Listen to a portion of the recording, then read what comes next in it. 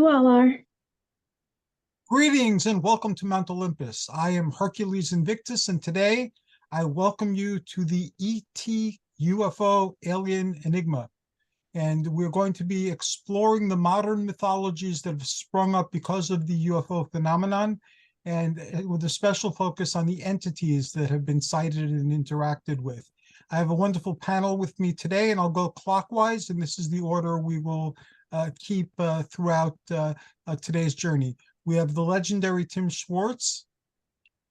And Hi, Hercules. start off today, we have Tilly Treadwell. We have Mark Hello. Sprinkerhoff. We have Lorraine Powell. And we have Setnav Kemet, aka Michael K. Waterman, aka Comwest. And he's Hi, everybody. so we're going to start off with Tim, as we often do.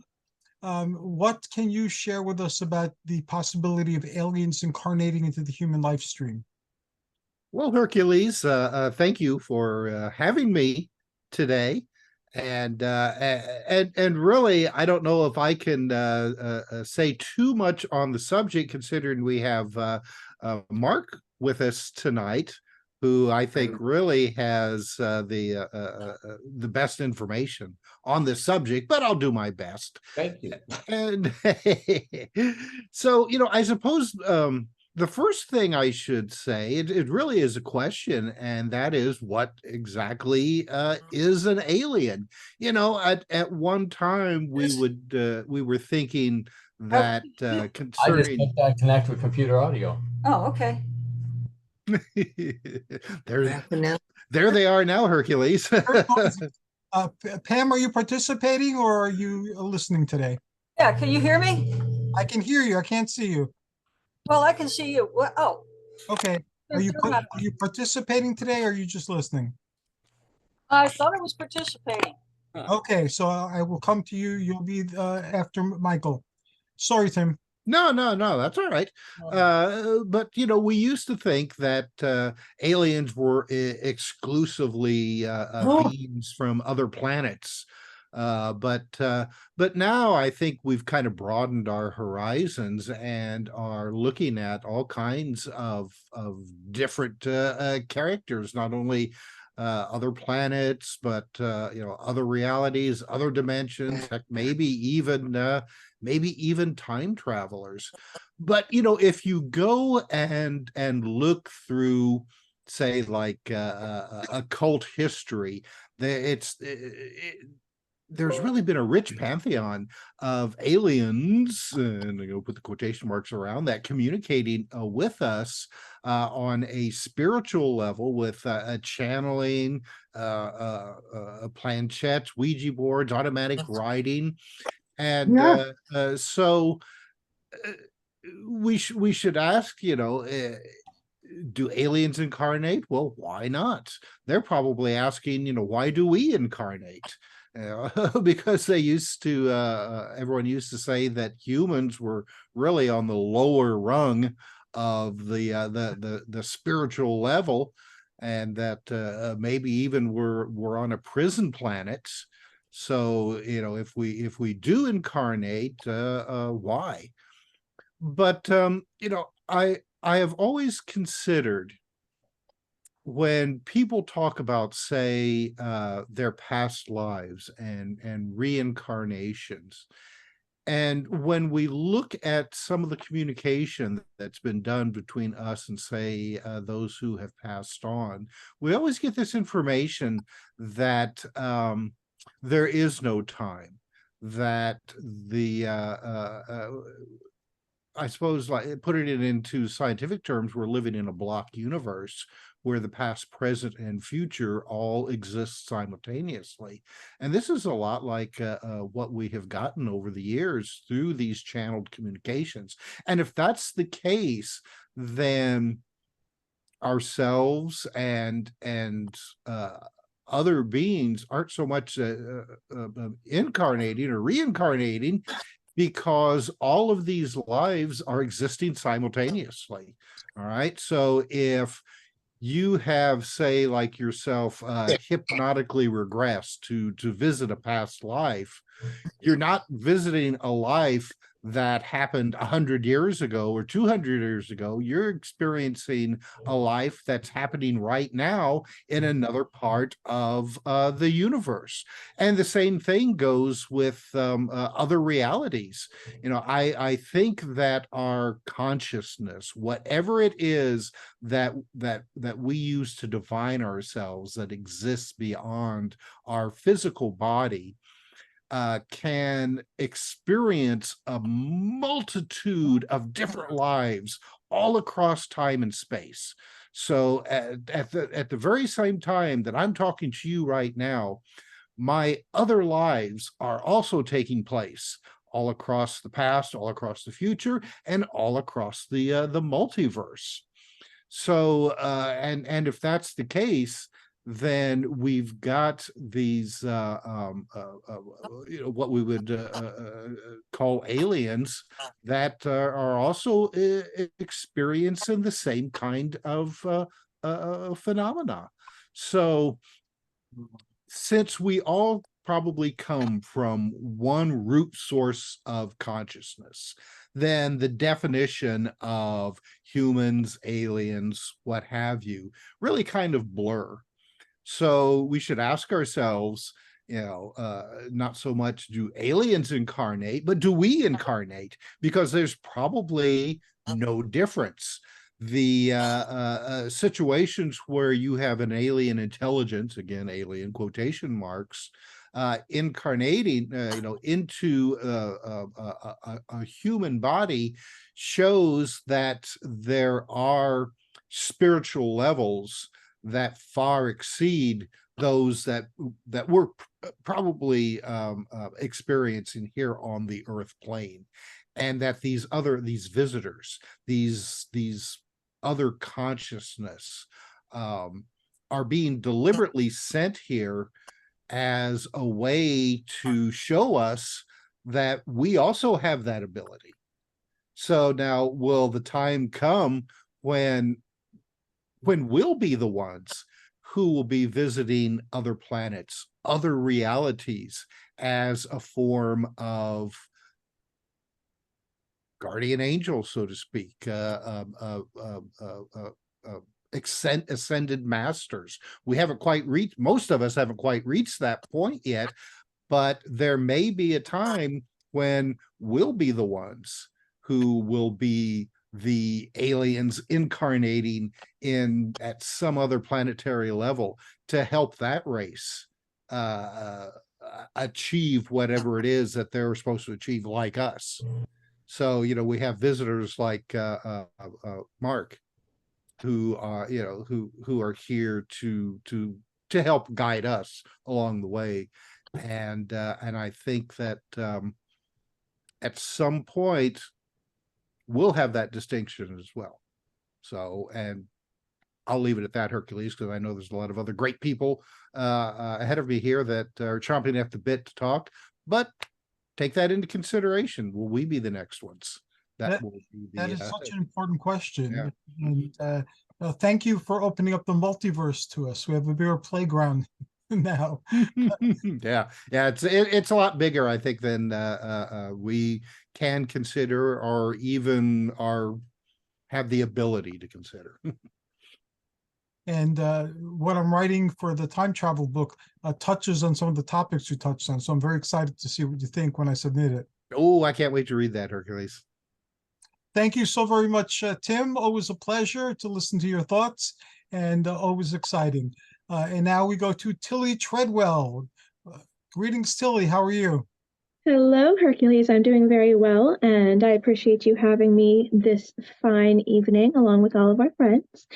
I do have some thoughts, and I did actually prepare a few short words, if I may. So please pardon my eye tracking. I'll be reading on my little tablet here for us, if that's all right. It's fine. Do aliens incarnate? If by aliens it is meant people with organically occurring genetic, physical, mental, emotional, logical, social differences than what is considered the human norm, and that these people come here to our 3D Earth, to our 3D experiences and realm, from somewhere other than our 3D Earth, then yes, I fully believe that aliens of all kinds incarnate. I also believe that there are many different types and vibrations of incarnation too. And that means that I believe in incarnation on other densities, aka vibrations. In my understanding and theories, these vibrations can and do occasionally overlap, even for so long as many years at a time. And I believe that there may well be people here of other lighter densities living out lifetimes. The only clues may be that they look kind of funny, or maybe the camera or mirror captures something other than what the human eye sees, or that photos, etc., may be inconsistent in what they capture of the person over time. Or they may seem to be able to change their appearance at will in some ways instantaneously, whether that is subconsciously or consciously, or maybe they think, feel, respond differently than the human norm and or may have strict nutritional needs, strange allergies, speak oddly, conduct socialization differently, seem to be autistic, extra sensitive, may seem to be socially awkward or socially disadvantaged, or have exotic and or enhanced talents compared to human people. On the flip side, they may have severe physical disadvantages, such as being born allergic to sunlight, being unable to eat or process most foods here, strange joint configuration, or naturally possess smaller, weaker muscles. Maybe there are lots of other pieces that I'm missing. This is just the basics of what I suspect due to my own studies and understanding. Author and speaker Alexis Brooks speaks about different types of people who allegedly incarnate from soul or higher source intimately into human society, and I do have a link should anyone be interested. In her presentation, she offers the example of James, apparently an elemental soul who has incarnated into human form. She asserts that James' mother went to a psychic for help because her son, all his life, has had extreme social disharmony and physical illness. I do believe that these are two core clues. Her testimony about James fully supports my own research findings over the past 10 years.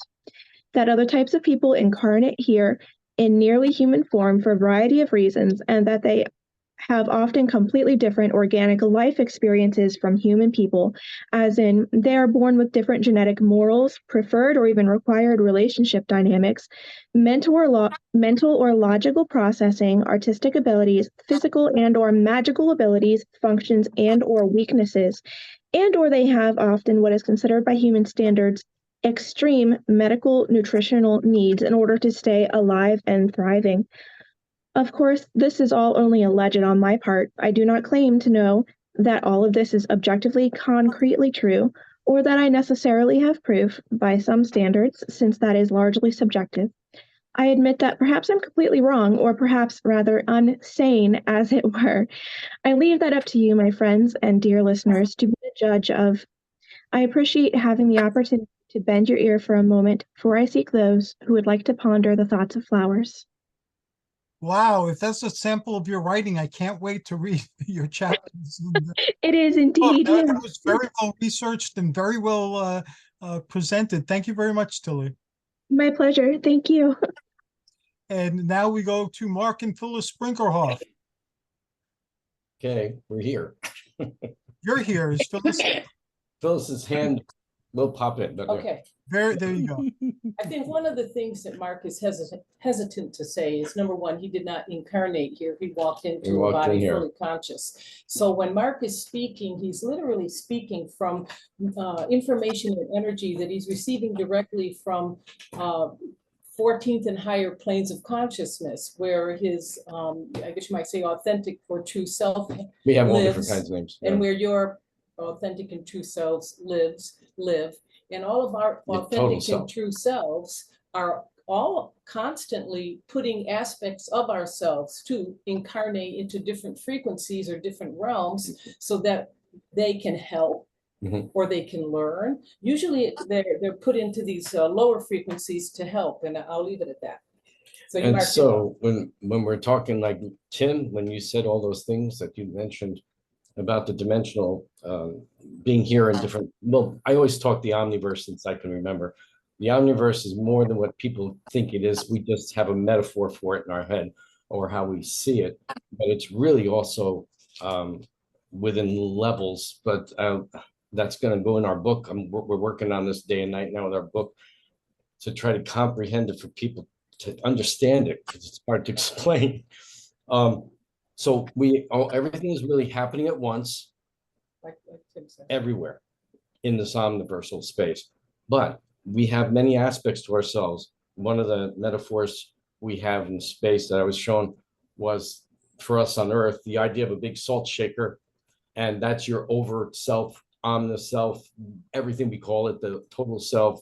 People want to call it an authentic self, I don't know, but that's your true self, that which was brought forth when Creator created all of us. That's the true self. That true self in the salt shaker now, where the total self's the salt shaker, and all the other salt in the shaker is aspects of your true total self you can project out. Like Creator's everywhere at once. We can be in many places at once too. Many and galaxies, galaxies, many planets. many dimensional places. I've met my other aspect from another galaxy. And like Tim, you mentioned past, like coming from the past. So I visited the Earth in our Earth past now, but in total space, in the high realms, you can be there right now. And like, I met with the Hopis as my other aspect itself, which kind of resembles this. So when I spoke with natives out west, or when I had a friend who was native here, How many thousands of years ago was that? 3,000 Earth years now, and I had information, and the natives I spoke with at the time, my friend went there to a powwow out west, and she said, all the elders want you to come out and visit. And I said, why? They said, because no white person has the information you have, and that only the secrets held by the ancients had it. And how do you know it? So I was like, oh my God. That was about 24 when they were asking that. Now the thing is, this is stuff that we've had so much. Hercules, we understand these ancients that we speak of, There you go, baby. You can spit who in were there. the Olympians and more, the giants. Those beings are from other places in space that visited in ancient times. We're talking about 1 million years ago, some of them, and hundreds of thousand years ago, 50,000. And they helped build, these ancients build those pyramids. That's why the stones are so gigantic. I know Michael knows what I'm talking about because he was there. Hercules was there as his own total aspect itself, which is still here today on the higher planes. So when we speak of, I'm just an aspect here, what we call a higher self aspect, but I'm from a higher self aspect of the 12th plane, not the 7th or 5th or 4th. So many of the people I speak with, I meet with it's off dimensions. Mark's out not there. associated with any planet. I'm not, yeah, no. Except and I don't have karma here. I came in to help with a request. So when I took over a body, I just went into it when another soul left. There was nothing set up. It was a surprise. Because I'm here as a surprise. Phyllis knew this when she discovered that. So did Ingo. He knew that, Ingo Swan. So I'm here to thwart in different ways. Don't let you the take bad garbage in the dog. for Yeah, all of the people.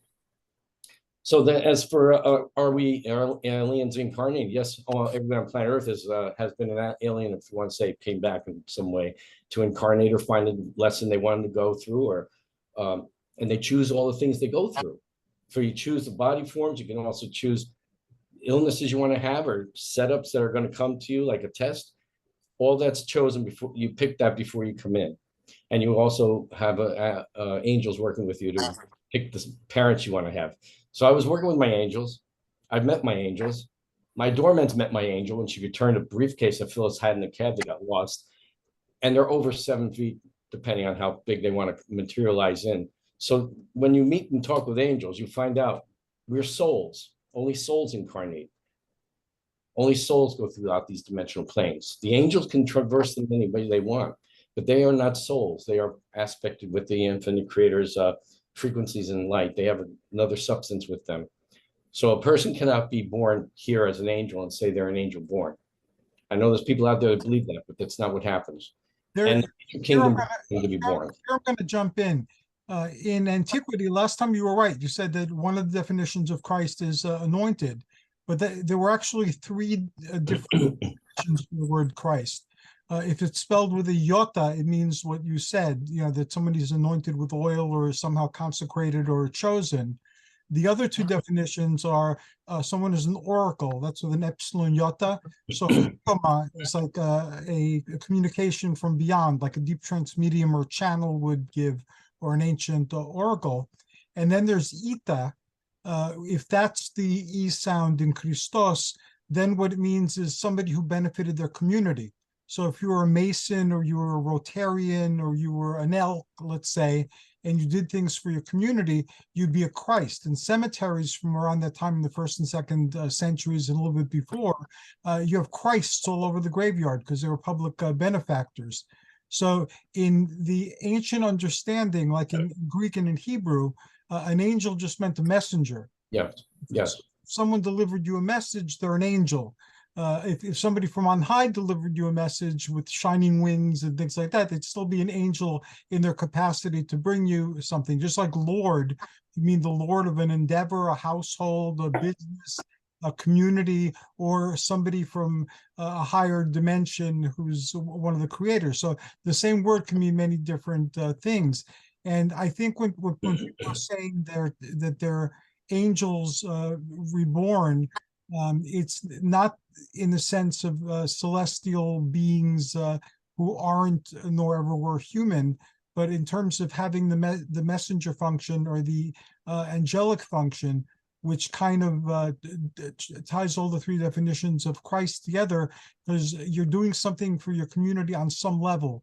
You're Yes. helping them in their community, you're helping them for messages from the dead and from the elementals and from things like that, or you're basically in service to something consecrated and holy from on high. And I'm here for that too. I'm a messenger, and I came in messaging in the ancient times too. So we do these things. I'm in this body. It's like Yoda. I'm in a body that nobody sees who I'm inside. So Ingo saw me. But the thing is people who are out of body with me see me.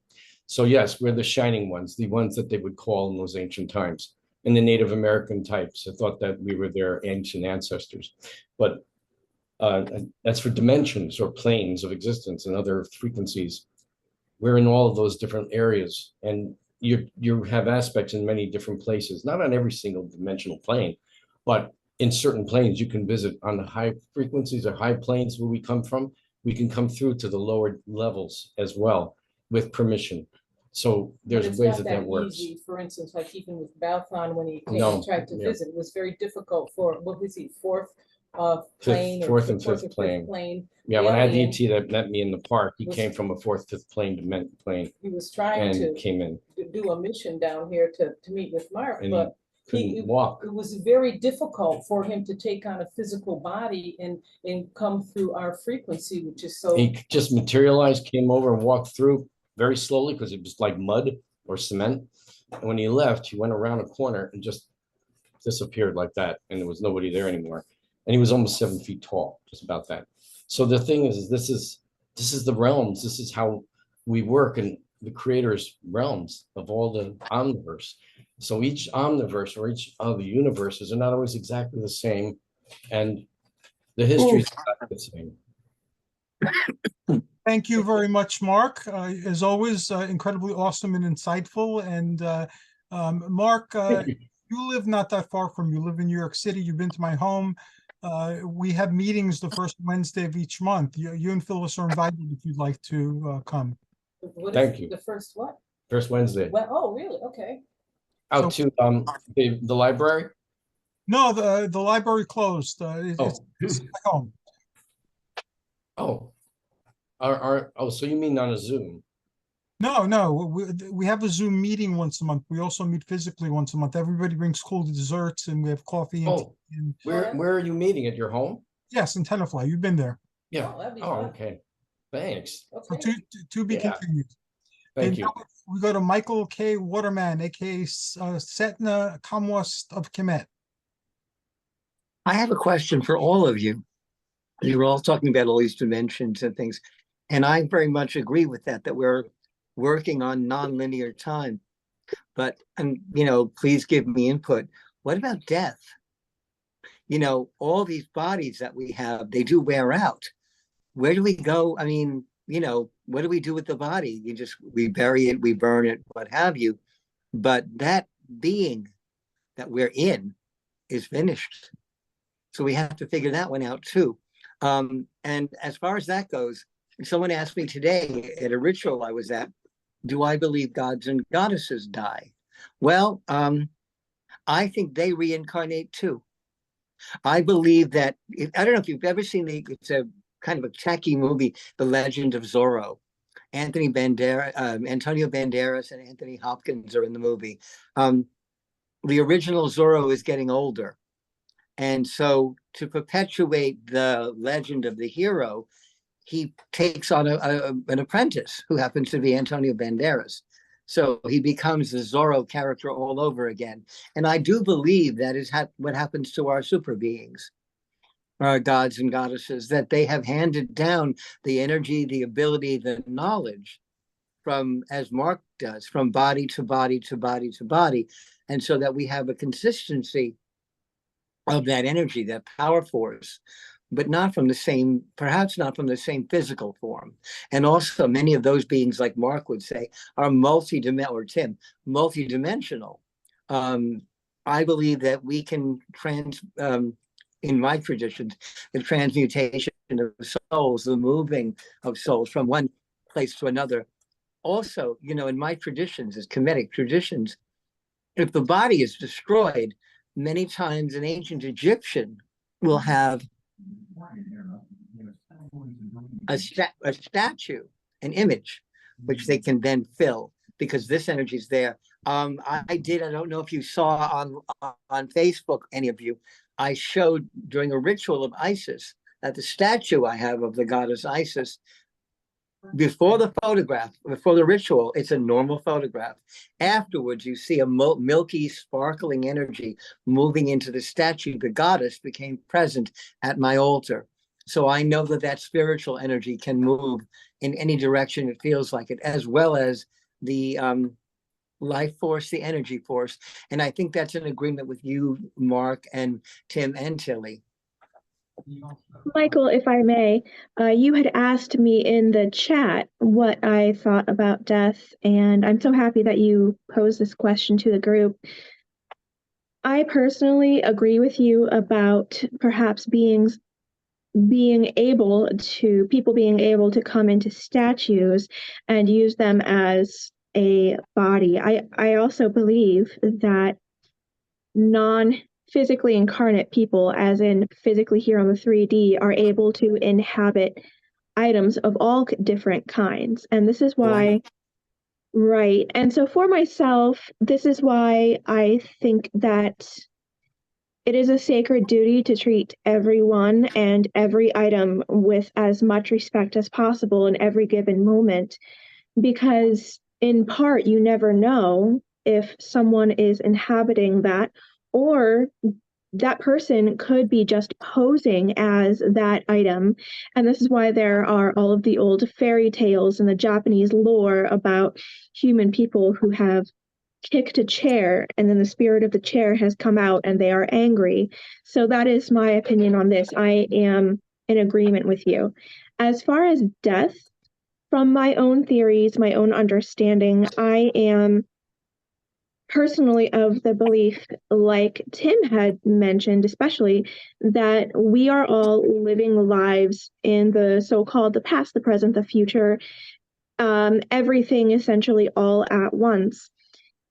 I believe personally that everything is tied together intimately. In the book that we're working on, I will be introducing some of my own personal vocabulary, and one of those for me is called the quantum quilt. This is how I essentially see all of existence, whether it's here on Earth, it's on other vibrations, dimensions, or even other planets, because I don't know if other planets are even real, but that's a completely different story for a different day. As far as death goes, though, the way that I understand it is that everything is happening all at once, all the time. And this means that life is kind of like a choose your own adventure storybook. At least this is how I see it. And when you choose certain things, you get certain endings. So in some timelines, you may choose the dead end and essentially you pass away. But do you actually pass away? I don't believe that we do until we have explored all of the life options simultaneously and achieved as full a life as possible in that incarnation. So that can be hitting certain milestones that the soul agreed to before it came here, or it can be simply one objective. But I believe that we are each incarnate until we have hit every single one of those, whatever, however many they may be. And then I believe that, like the chapter of the book or the book itself, that closes and that storyline is ended. Does that mean, though, that, say, for example, if I pass away now, does this mean that I'm actually completely dead and gone from here? I don't believe so at all. I personally believe that the likelihood is that I've not yet achieved everything. And so my spirit consciousness, my soul, you could say, jumps into another incarnate version of myself and continues on about my way. And I may not even have any kind of memory of this. This is why there are such stories of so-called time travel and the Mandela effect after a traumatic experience, say an illness, or in the last episode, say a near-death experience is like what I've had.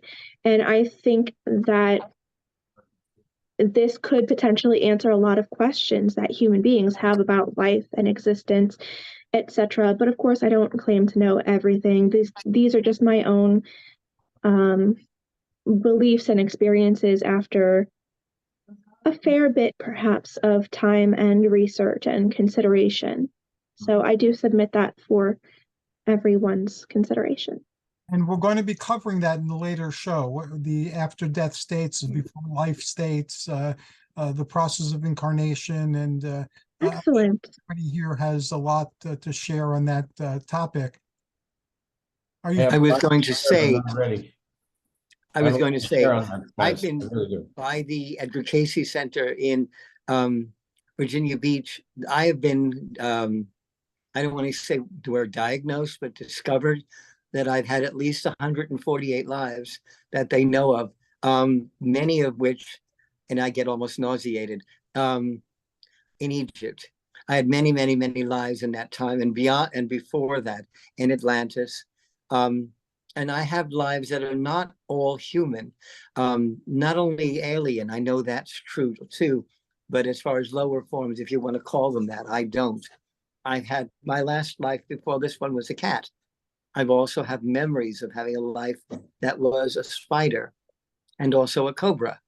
So I know that I've moved into many different forms. And I think I'm very lucky that I'm able to tap into those things. Yes, you are. You're very insightful on a lot of different levels, Michael, and it's always great interacting with you. Thank you. And now we move on to Lorraine. Lorraine, do you have any thoughts to share? I don't know what to say. I'm new to this forum. Me too. It's you were supposed to be talking about UFOs, and we got a lot deeper than that. So That's it's a lot okay. for me to absorb. It's a lot for me to absorb right now. Journey we're all taking, so that's okay if we go deeper. But if you get too far off range, it's my job to get everybody back to what we're talking. Yeah, no. I appreciate everybody's thoughts, and I agree with a lot of what everybody said. You know what? Can you come back to me? I'd like to hear more from other people. We can come back to you. Thank you. Pamela, welcome. Pamela Fernsler is a retired Rosicrucian. She's also been an initiate in very many other metaphysical occult traditions. And like me, she has a lot of popular culture, especially science fiction. And she and I are working on several projects together. So welcome to this forum, Pam. Thank you. Can everybody see me? Yes. Oh, yes, Awesome. Pamela, definitely. Absolutely. This is the first time I'm so done glad to Zoom. see you. The UFOs and aliens, as were extraterrestrials as we were, I am from the middle star of the belt of Orion. It's called Al-Nilam.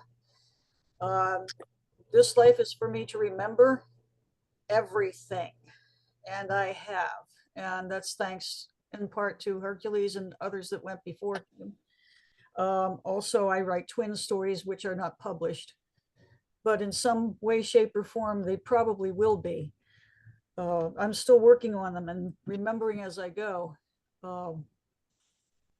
As I said, I am from the middle star of Orion's belt, and I've been here for a very long time in various cultures all over the world, from the Inca to the Egyptians to the Vikings. I remember I was a 20-year-old Viking. I was big and strong and blonde, and I got killed when I was 20. So what the hell?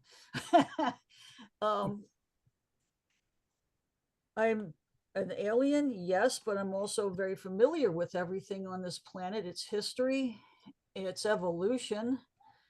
A lot of the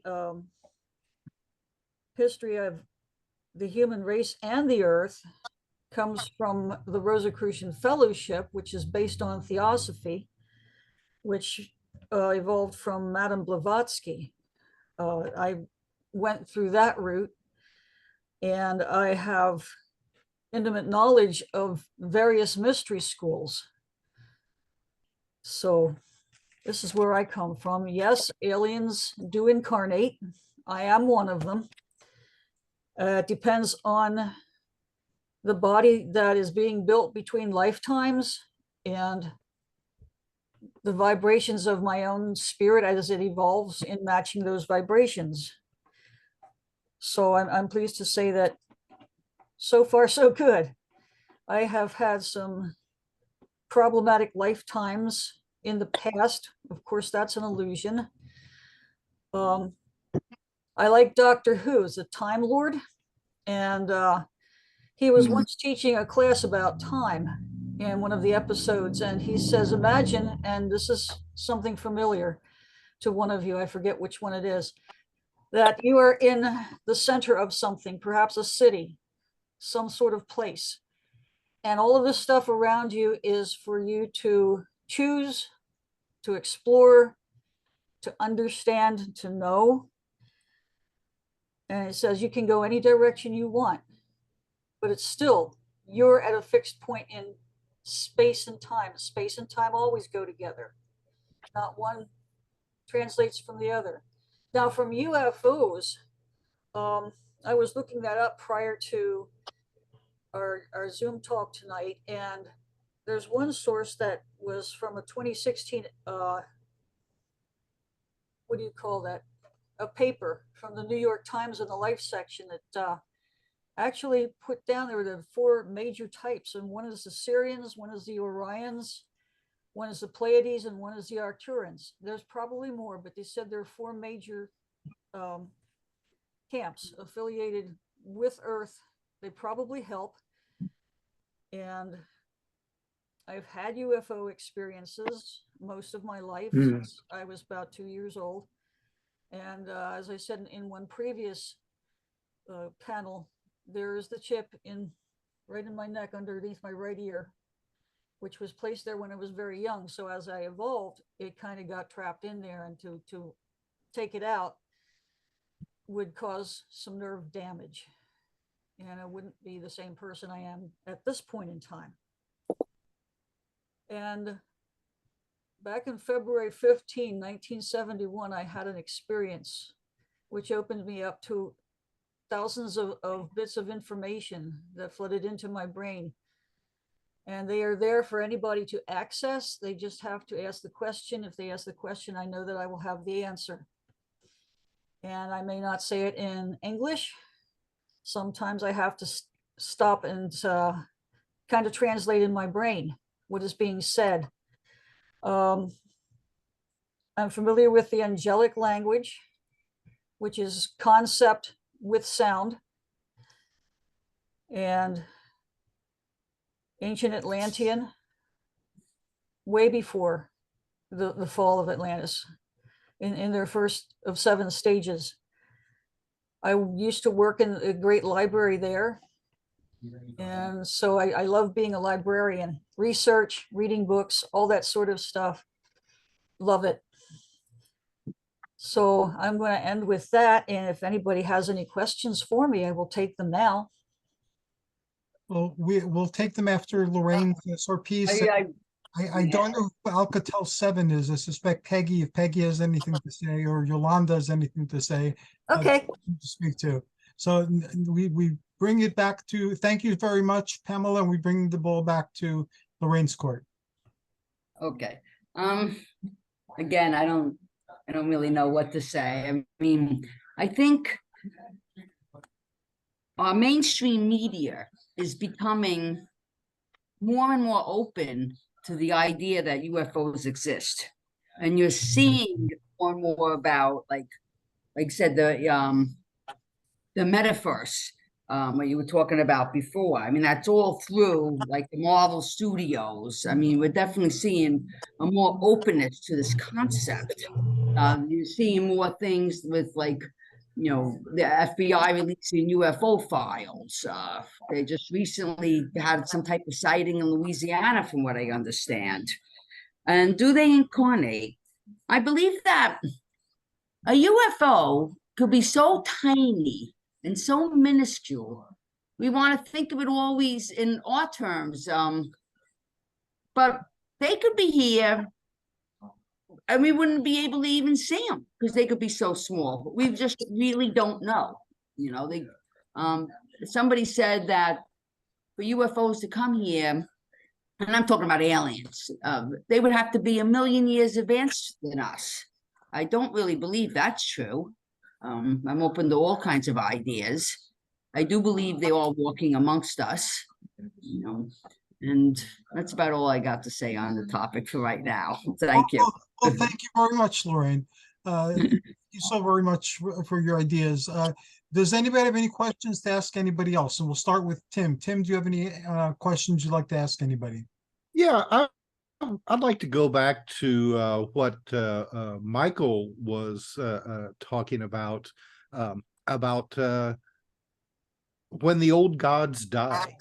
I find that a fascinating concept because, you know, it does seem like that there has been throughout history an evolution on the belief of our deities.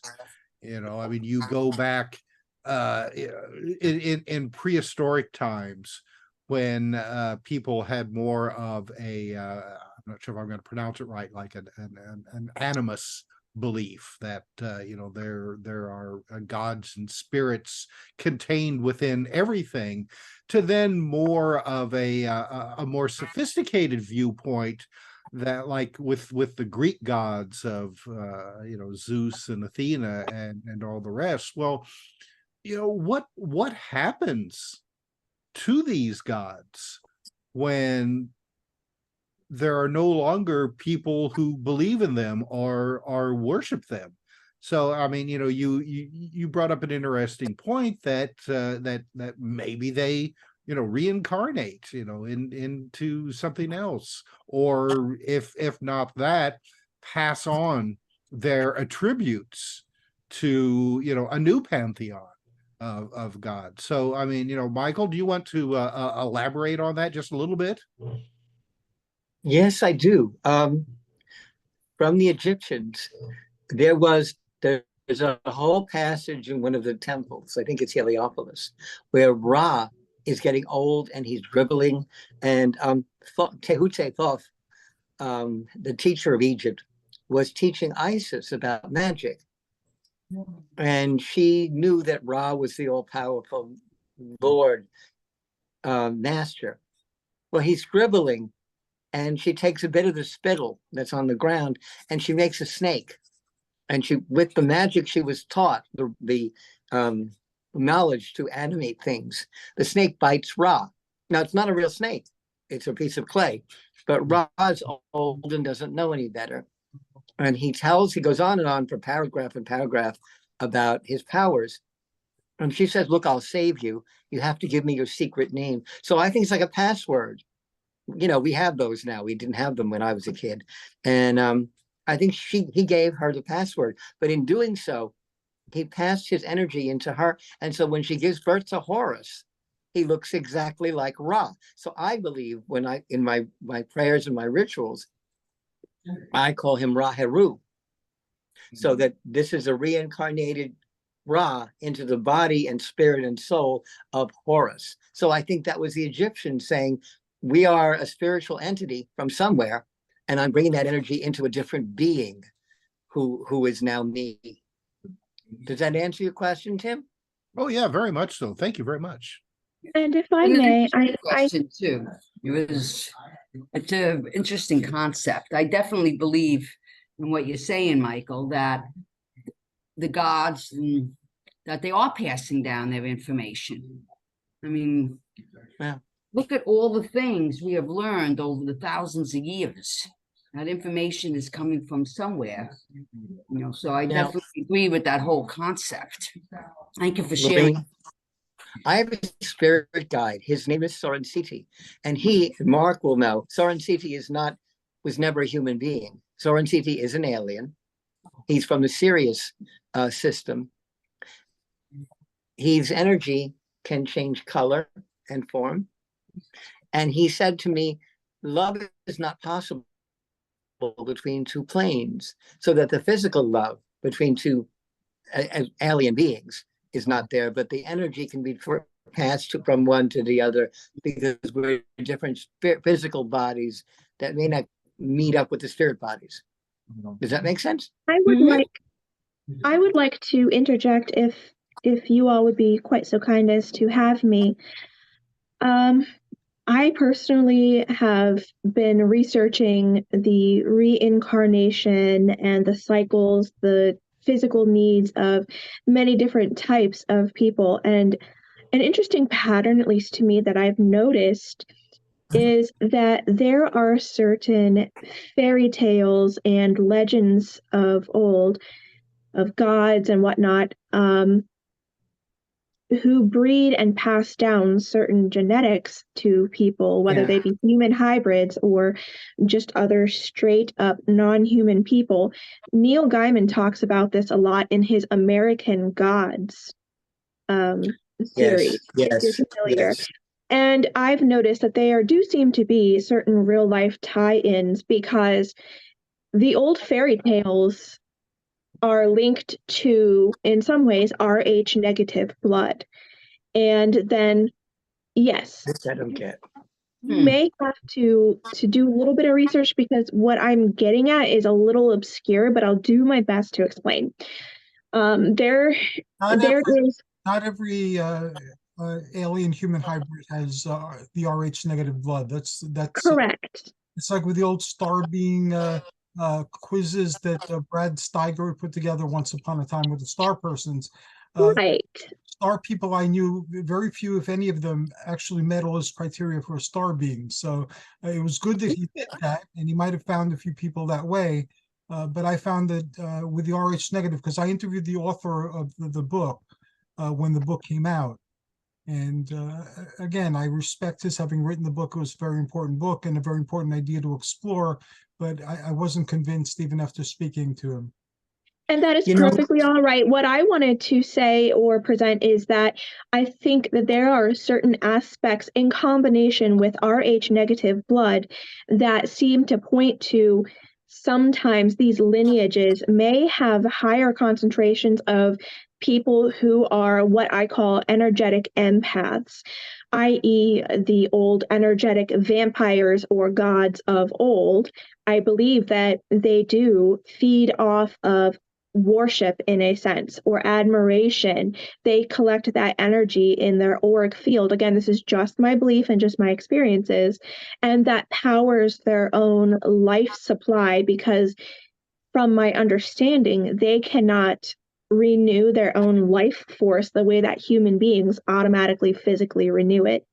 And so they feed off of things like burnt offerings, so incense and the old biblical offerings of burnt meat and things of that nature, as well as attention and worship.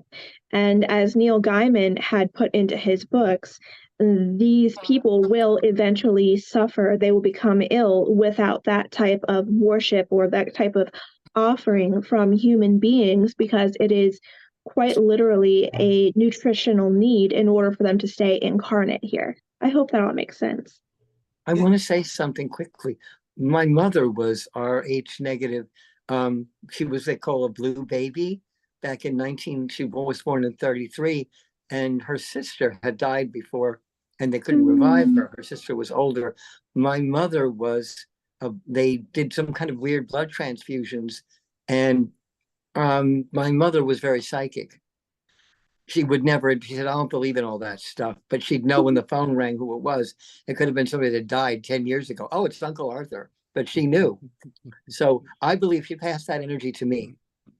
Interesting. That's what I was going to say quickly. In my experience, and I've been interacting with the Greek pantheon my entire life, they don't need our energy from worship. They don't need our attention. They're pretty much doing their own thing. If they were getting energy from worship or attention, then they would elevate writers of movies that feature them, and those would be the people they'd be working with, because they keep them incarnate in the public imagination, and that's where majority of attention these days comes from. Because even though there are neo-pagans who worship the Olympians, there aren't that many of them. I agree with you, and I'm certainly not asserting that all of the gods, all of the people were that way. I'm only talking about specific lineages. That is all. There was a great book called Are the Gods Vampires? It was written in the 70s, I believe, or early 80s, that explored Figures. that. What happened? I didn't get that comment either. I don't know. Yeah, It was said. I don't know. Somebody commented. Oh, I just said figures. I don't know. Oh, okay. You know, in 70s, everybody was vampires, you know. We're going to be Oh, no. devoting an episode, at least one episode to that. What exactly are the gods, and are we the gods? I firmly believe that we're the gods dreaming, and that this is our dream. And there are archetypal patterns in our subconscious where if we're not aware that we're living out certain patterns, we're doomed to be stuck in them. And if we're aware of it, we can make other choices, get unstuck. And again, that's just my thoughts on it.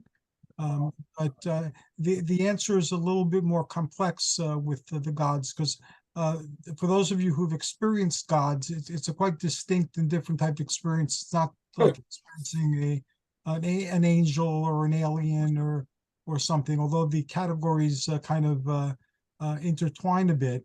It's a very distinct thing, and you know that you've touched something divine when you come across it. It's unlike any other type of psychic experience. It's not like a cryptid. It's not like a UFO experience.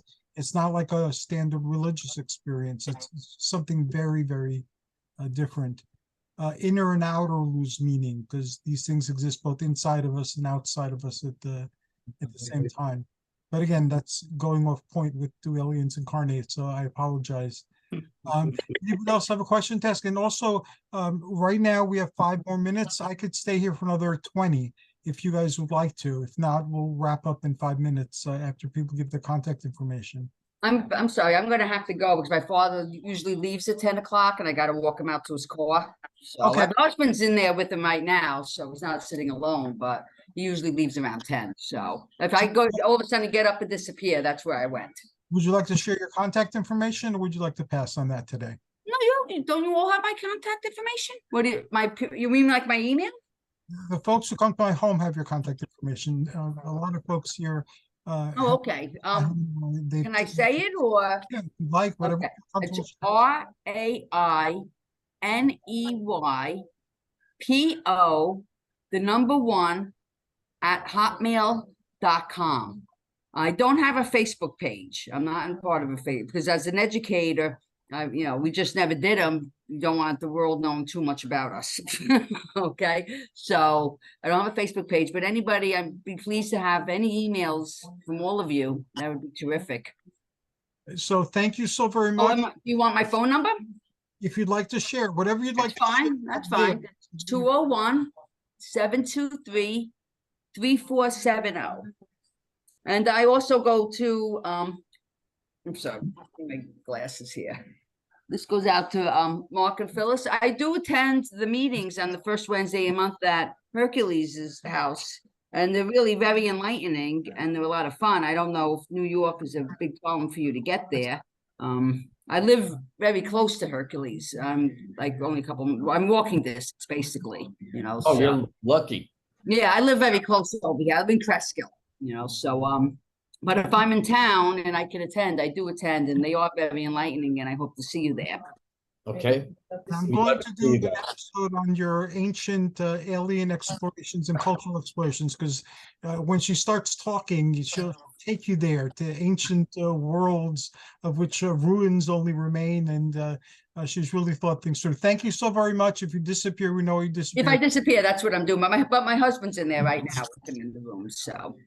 Give my He regards actually to us. wanted to join us, but we can't leave him alone too long, you know? So. And Hercules does know my father and my husband. He's come to meetings. in the Give my past. regards, please. Yes, I will. And does anybody else need to leave now in the next 5 minutes? And we'll get your contact information out, then we'll just continue. No, because I'm able to stay on a bit longer if you'd like to have me. that would be incredibly awesome, Tilly. As you wish. You're a welcome addition to our ongoing conversation. I'm very happy to hear that. Thank you. And you're in Florida and Tim is far away. Yes. And Michael, if you feel like trekking from South Jersey through New York to North Jersey, you're welcome to come to the meetings as well. Of course I will. And I'm sure that, you know, like all roads lead to Rome. Well, all trains come from Newark, so I'm sure I can get to you. There you go. So we'd like to have you here as well. I would be delighted. That's the one reason I'm in this crazy place. You know, Newark is the most glamorous city in the world. So I've heard. I've heard otherwise too. But okay. Tim, do you have any other questions to ask anybody else? Nope, let's let somebody else have a chance at the microphone. Tilly, you've asked questions. Do you have any other questions you'd like to ask anybody? I do actually. This question is for yourself and for Tim, if you'd be quite so kind. I'm curious if both of you gentlemen believe that aliens mostly come from other planets, or if you do believe that it is mostly vibrational, or do you believe it could be a mix of the two, or like what do you think the modalities for people getting here on Earth are exactly? Hercules, make sense? Hercules, why don't you take that one first? Basically, I think there are a lot of different ways to incarnate. The ancient Greeks believed that the gods could have physical sex with mortals, and that mortals would be fertilized. And there's a lot to support this. In Greek folklore, there are creatures called arika, which means aerial creatures. And the aerial creatures are supposed to perform some functions with the lords of the air, and they look very similar to the Greys. So, you know, the gods, the folklore creatures Say hello, Dad. interested in our reproductive You can see us. systems and our reproductive activities. So I personally believe that Talking about UFOs. people can come from I'm different sorry, this is my father. Hi. Hi, how you doing? Hey, Hello, how are you? Good to see you. I'm tired. He's tired. Oh, okay. You have to He's come not- join I us. know all about UFOs. What do you know? Well, next time we have a show, I'll invite you to, and you can tell us all about UFOs. Yeah, not today. I'll be back. Thank you. Did one land? Thanks again, Lorraine. Did one land and Let's talk go- to President Eisenhower? You gotta sit down so he can see you. There you go. Okay. Go ahead. Ask your question, Dad. Did Eisenhower talk to one of them? Supposedly, Yes, he did. The Ethereans. and they said they want to just look around their Earth, and he said we want something in return. Well, that's not exactly what happened. They had a couple of ships with them. They gave him a demonstration and gave him a ride at the old Edwards Air Force Base before that. And they showed how they can create the ships to be, let's say, 60 feet diameter, go right down into 10 inches, meaning inside is not changed. It was an illusion that they can create. They look like humans, kind of like people called Nordics, dark hair as well and blonde. And they called themselves the Etherians, but I know who they are. They are of another plane of existence, but they came into physical body form, and they can do that through the ships they come in to meet. What the meeting was about was destroying the planet with their war and bombs and things. That was 1952. Yeah, I mean, the humans just. The humans. Wow. They were concerned about that. And then Valiant Thor came in 1957, 58. He came Now, in. I heard somebody just the other day say they might be like 1,000,000 years ahead of us. Is that They true? are. Some of them are, not all of them, no. But in Wow. thoughts, in our where we are right here, 3D Earth right now, these beings would be probably 500,000, almost 1,000,000 years ahead of us in different ways of technology. But not all of them are. They come in different ways. We're kind of backwards. No, Yeah, we're a training ground here. This is a learning place. Classroom, yes. And it's a petri dish of all different races that came to test it out. So we have all different kinds of races and different belief systems that have been formed through time here. Meanwhile, the small g gods, as people want to call them, were a lot of extraterrestrial beings coming from other places, from all different heights, 50 feet, 25 feet, 100 feet, many people. And you look up mud fossil, that's interesting. Those are those mountains that are shaped like humans with actual forms on them, that they say the Earth, well, it did happen about 3 planets ago, the Earth flipping 3 times back when all the muds covered everything. So out west, you can see what looks like trees that are just plateaus, but when you match them to a tree, it's a giant tree. Even feet in other parts of bodies, like hands, are found around the planet Earth, and you can find them if you look them up for giants in hidden history. Yeah, there's one that's a turtle and one that's a fish. Gigantic, but it's a fish. It's turned to stone. I need to The learn. ancient mud covering it. It immediately takes them into forming a petrified look. It was nice talking to you. I got to run. Nice talking to you too. Be well, take care. Thank you, Mark, for answering that question. Thank you, Mark. I appreciate I it. see John here. John, do you want to introduce yourself? We're wrapping up now. Yep, can you hear me? Am I unmuted? I can hear you. Yes, John, we can hear you. Okay. We're talking about aliens. From what I understand, they're from underneath the ocean. There's many different portals in Iceland, Antarctica. There's many stories about that. It's amazing. Most of them are plasma based. The way the crafts, yes, the crafts can change shape at will. It's not like what we think of them as metal or metallic. They can actually, it's a technology that's like, oh my God, it's not even comprehensible, the way they can go into the water. But I know in I think it was 1947 or 50, remember? I think it was 47. The military, the Navy, a lot of the old timers were talking, their job was just to log the crafts. They had a chart, and they would pick the chart and they would make a check mark of what the craft looked like, and they would just keep track of what time they come in and out. And that's what their job was. One guy did it for like 15 years. All his job was to keep track of these in and out of the water.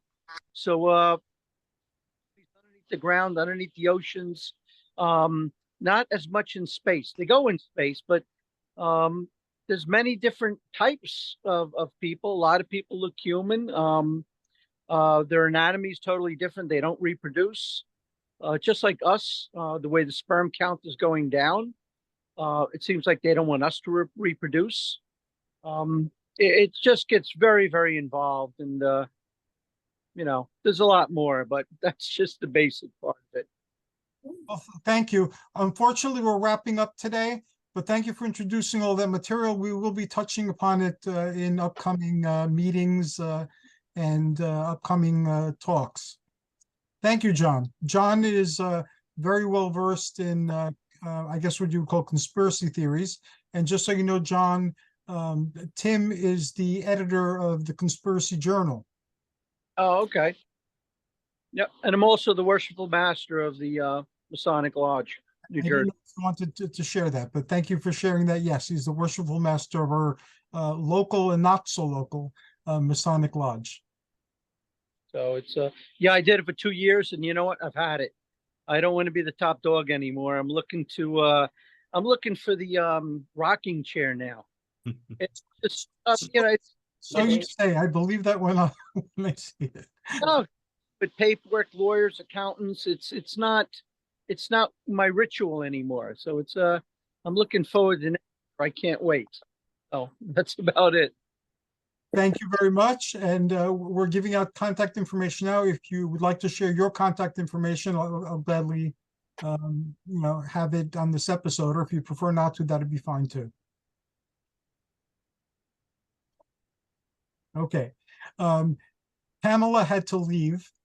Something came up at her home, so she said to say goodnight to everybody, and that it was a pleasure being here with us. Mark and Phyllis, how can people get in contact with your worlds?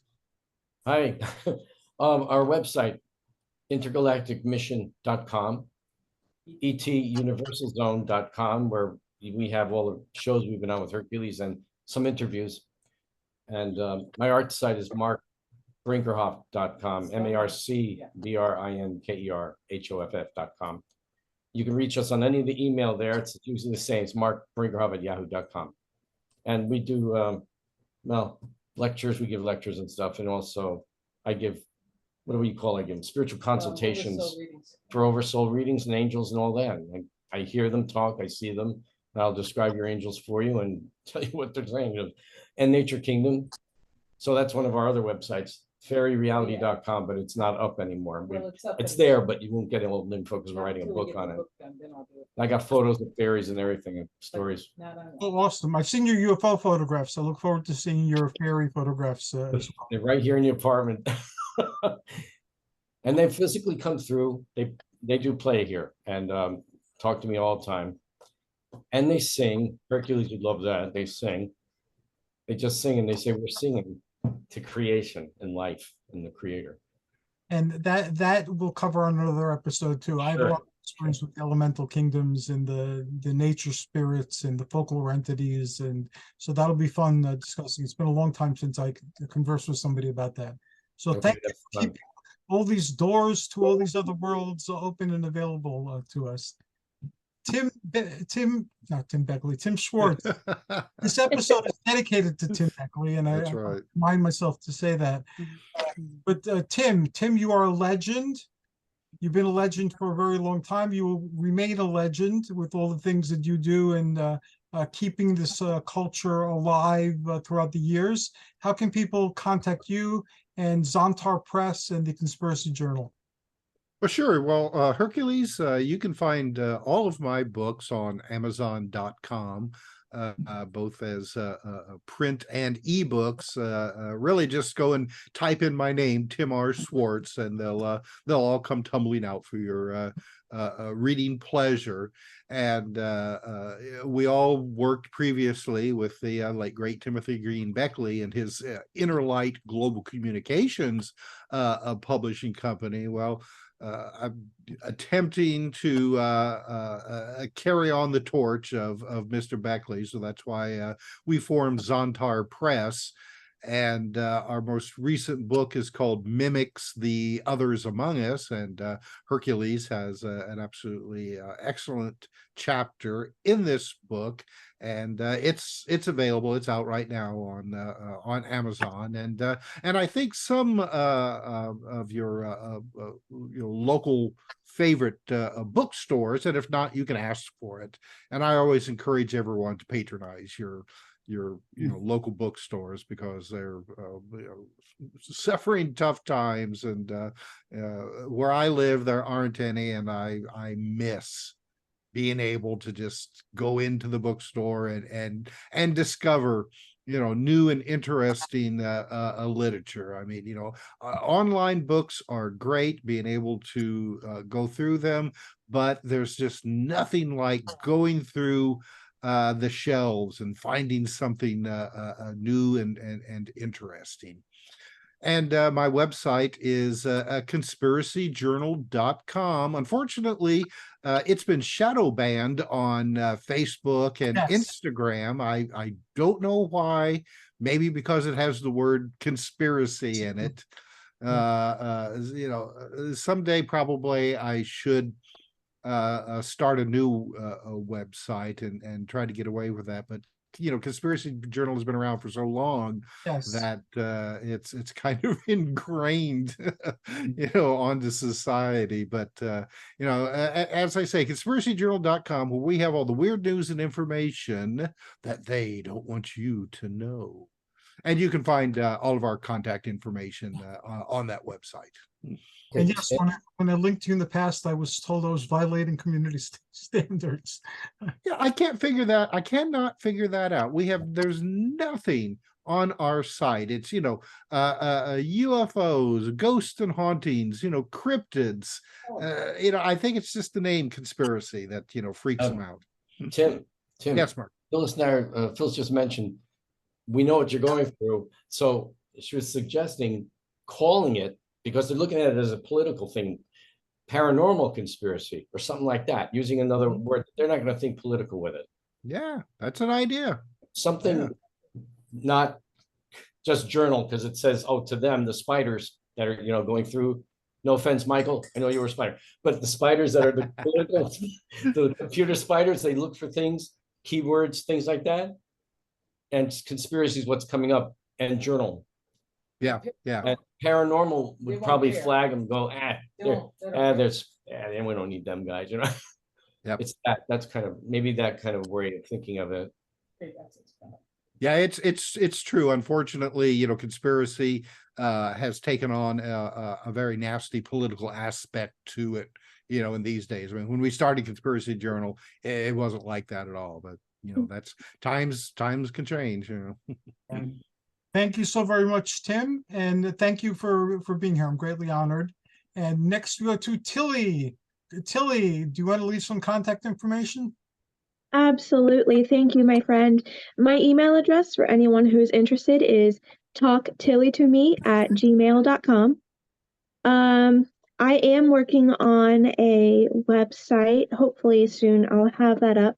Maybe next time I'll have that available for anyone who would be interested.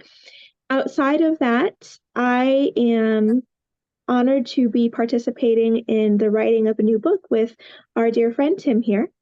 And soon, Hercules, per your invitation, I look forward very much to joining you as a guest on one of your other shows. It'll happen very soon. I'm working on the schedule this weekend and early in the week. So I'll let you know within a couple of days when we can do it. Lovely. But I'm rather new to this realm in terms of speaking out publicly. So I honestly don't have much contact information. Like you friends have websites and everything. I'm rather new, so I'm still kind of gathering everything together, if you will. Are you on Facebook? Are you on Facebook, Tilly? No, sir. I have a deadly allergy to social media. Me too. But you're most welcome, Mark and Phyllis, I perhaps should say, you're most welcome to email with me. And I think that we could have many fascinating conversations. And I would love to hear more about how you see the world and what your experiences have been. So if you'd be so kind as to bless me with your words and your attention, I'm more than happy to keep in touch. You got it, kiddo. We'll do that. God bless you. You too. Thank you, Tilly. And last but not least, Michael K. Waterman. Okay. Well, you can get me at Michael K. Waterman on Facebook. You can get me at MK Waterman at iCloud. That's cloud, not clown. iCloud.com. You can also get me at I won't do that one. It's too complicated. But my phone number, 516-650-3691. I am working on a website now for Perniteru, for my temple. We are teaching classes coming up soon, as you all know. And I am also working on amazing wands and different other spiritual products. I have put them on Facebook. They've gotten a great deal of demand. I am working on things that bring energy and light into them. I'm using a great deal of things like this crystal, which I think my background is ruining. But this is an interesting crystal. It's got a swirl all the way through it. When I saw it, I'm terrible. I'm like a crow. Anything shiny I had to have. So those are the ways you can reach, of course, through Hercules. And his wands are beautiful, and they're full of energy. They're absolutely beautiful. They are. Thank They you. are. I'm honored that he made one for me and for Athena. And I've seen them on the programs, and I've also seen pictures of them, and I'm really impressed. So, If anyone is looking for something like that, let me know. I'm trying to also find, I use the ones I have now with found objects. If you want, the most powerful ones would be with copper tubing. So if you want to bring me something like that, I will do. Some of the stones I use are plastic, but it's the crystal energy shine, the light energy that's important, not the particular material. And they do work very well. Lady Rhea, who's a very powerful high priestess, has hers guarding her altar. And she said it growls at people if they get into negative energy. Michael, one time I was on the streets of good old New York City, of crazy land here, and I found copper wire in a bundle. I think it's in my basement storage. I'll check it out for you. there you go. But you know what you want to do, Mark? I'm sorry. Mark, what you might want to do is take about 3 or 4 lengths of 3 feet and braid them, and I'll use that as a base. Okay. New York a great deal. I'm here in this glamorous Newark, and I can go anywhere. As I said, all roads lead to Newark. Thank you to everybody. Is there anybody who'd like to say any last words before we go? Yeah, Hercules. Yes. My wife just got back from the Philippines, and she came home and she gave me this little thing. It says, "What the heck is that?" The little pouch. I don't know what's in it. It's something they make in the Philippines. It's sewed. I don't know if it's got spices in it, herbs in it, or something. It's supposed to be something for protection. I don't know anything about it. I have no clue. I should try smelling it. She has 3 of them. She says to me to keep one on me, one near my bed when I sleep, because I told you the issues I have when it has to do with sleep. I'd like to know if anybody knows anything about it. I hate to ask the person because the person is really, how can I say it, a spiritual leader and very well up there, and I just don't to look stupid. I don't know if anybody knows anything about it or. I don't know about that particularly. You know about that particularly, Michael? Yes, I can help you. It's something I know from many of my studies. It's very easy for me to help you with that. Okay, yeah. I was So just you have my information. Call me or email me, and I'll be glad to help you as much as I can. Okay, yeah, it's something hard in there, but I don't want to open up. I think they soak No, them don't open it. Don't open it. It's meant to be. It's a solid energy now because it's all together. Okay, all the herbs and the stones and crystals, they're all working together. In Greece, they have something similar to that. It's not, I don't know what's in there, but in Greece, they call them phylakta, which means guardians or protectors. And usually you put them in various places in your house, or you could put it on your clothes to protect you. In Greek, the phylakta have an eye on them to avert the evil eye also. And they have inside different herbs.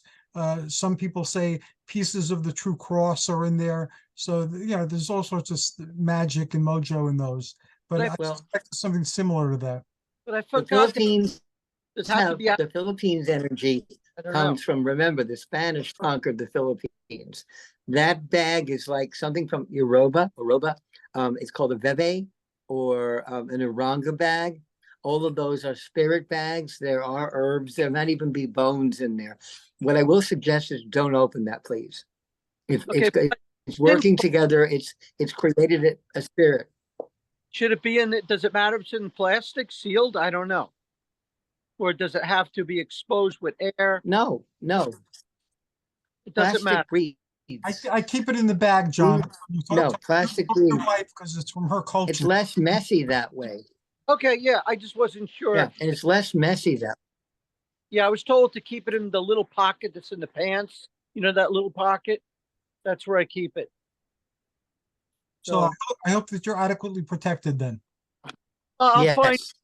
Yes. And But, let's get together soon. Okay, good night. I have to take off. Okay, good night, Lorraine. Great seeing you. Bye-bye. Bye-bye. Thank you, everybody. I really appreciate everyone's comments. I'm wanna learning thank- a lot. I want to thank everybody for having patience. I was trying to blend a couple of different gatherings of people together. So I think we got off to a great start, and I look forward to having you guys on again very soon. Thank you to everybody. Have a wonderful evening and a great night, and I will talk to you all very soon. Thank you. Good night. Blessings all. Thank you, everybody. Bye-bye. Good Good night. night.